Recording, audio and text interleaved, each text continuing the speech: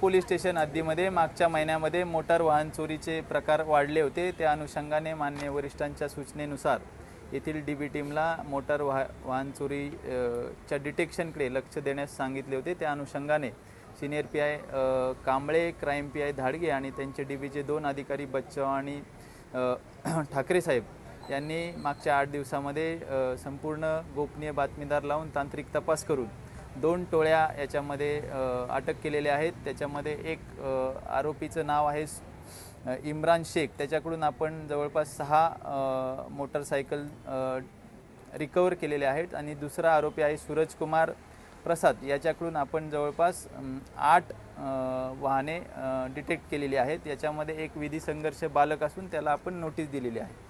अशा एकूण 11 मोटरसायकल व 5 रिक्षा आपण या 3 आरोपींकडून रिकवर केलेले आहेत। त्यातील 11 गुन्हे हे नेरूळचे आहेत, 2 गुन्हे कामोट्याचे आहेत व खारघर, कळंबोली आणि तळोजाचा प्रत्येकी 1 गुन्हा आहे।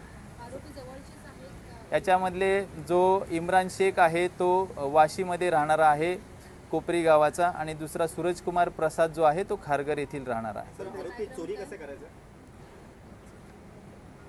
आरोपी चोरी कशासाठी करायचे का कसे करायचे?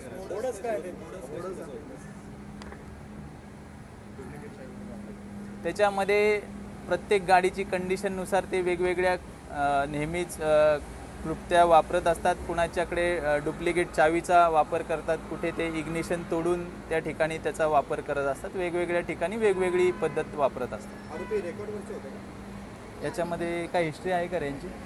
याच्यामध्ये आपण हिस्ट्री बघितली असता यांचा कुठलाही पूर्व इतिहास नाही आहे।